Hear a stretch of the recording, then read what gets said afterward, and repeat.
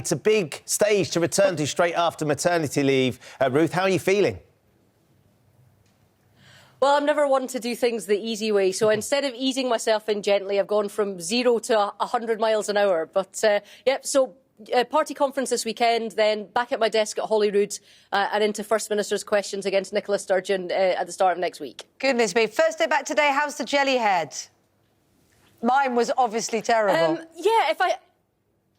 If I say words that make no sense in a sentence, then you'll know exactly what that's about. I keep losing nouns. I keep trying to find the word for chair and say coat and things like that, but I'm sure I'll get myself back up to speed. If it makes you feel any better, I asked Johnny Depp about the Pirates of Penzance rather than the Pirates of Caribbean on my first day back, so you can't do worse than that.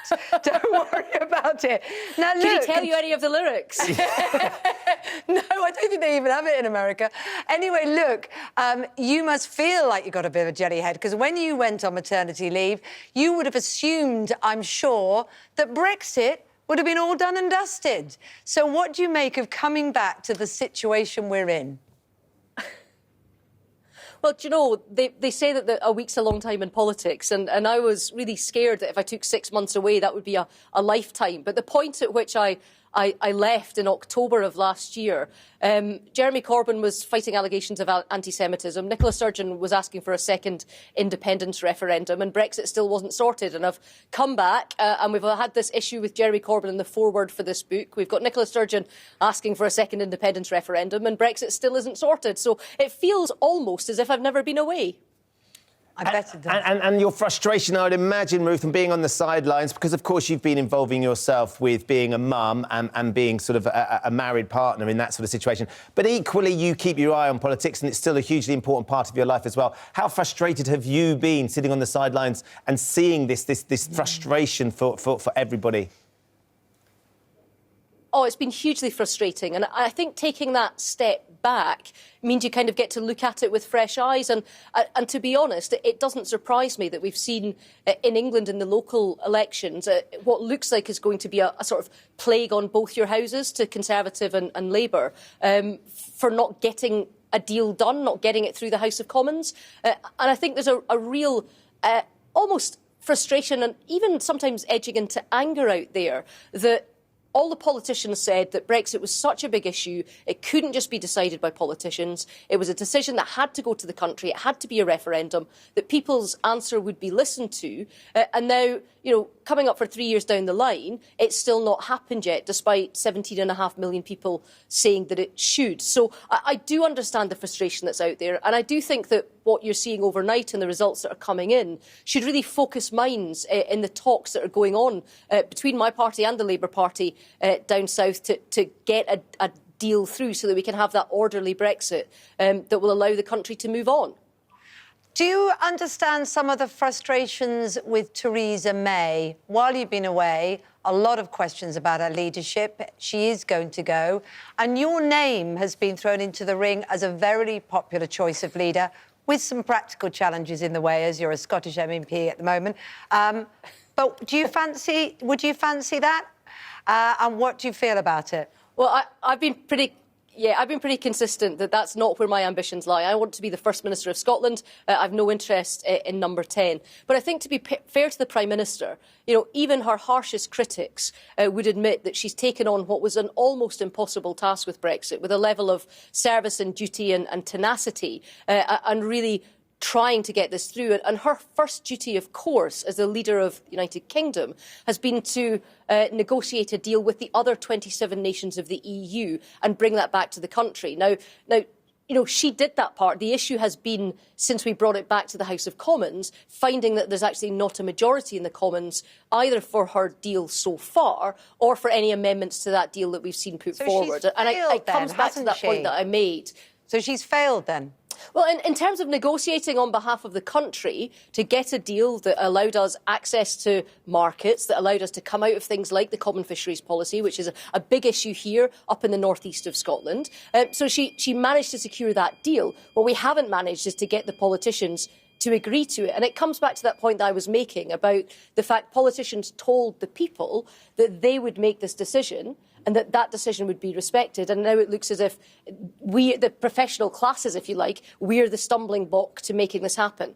Sir Bernard Jenkins has just been quoted as saying, if the Conservative Party doesn't mend its ways, the Conservative Party will be toast.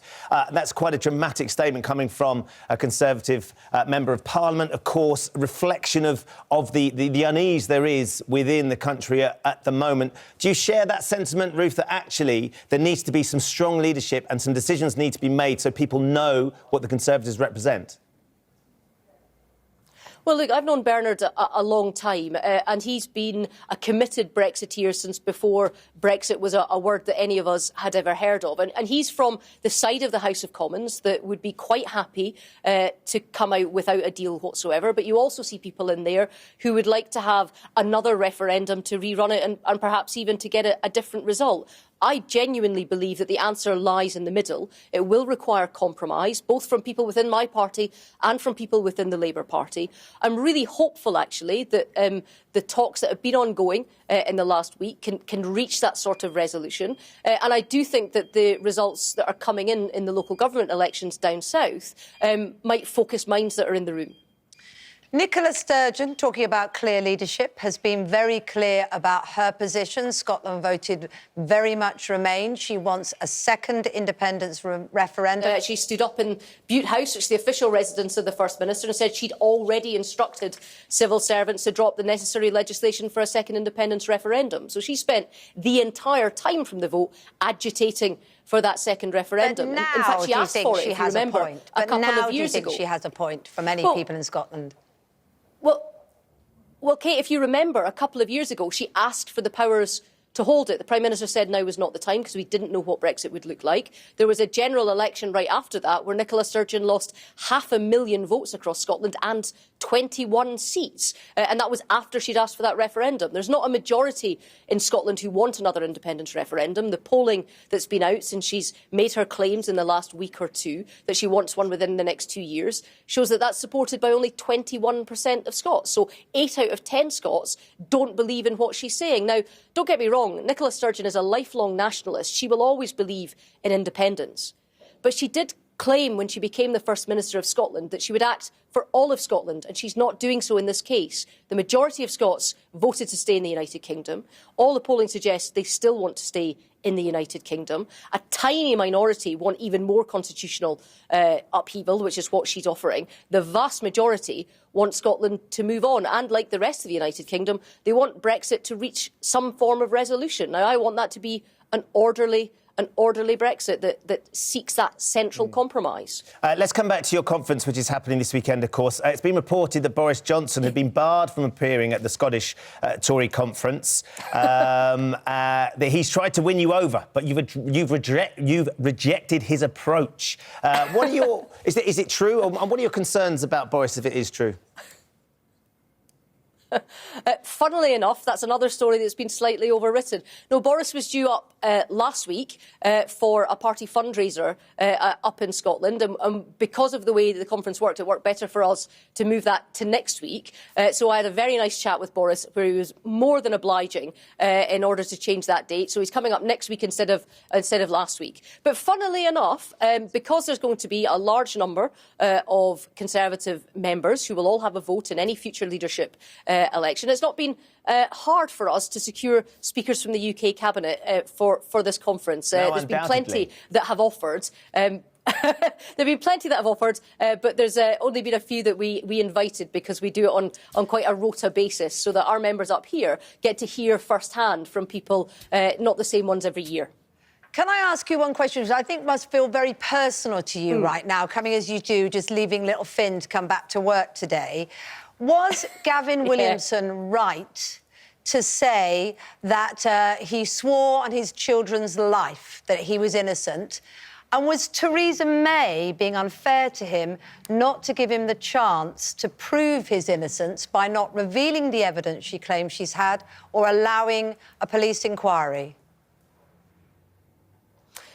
Look, the fact of being a Secretary of State or any minister, in fact, is not as of right. You serve at the pleasure of the Prime Minister and you also leave office at his or her pleasure as well. It is entirely within the gift of the Prime Minister who sits in her cabinet, who sits in the ministries across Whitehall. Nobody has a right to that. And if the Prime Minister has lost confidence in a minister, then it is right for him or her to go. Would you swear on Finn's life something? I have to say, I judge that as the most precious thing in my life, and I can't imagine that would be the sort of language that I would ever invoke.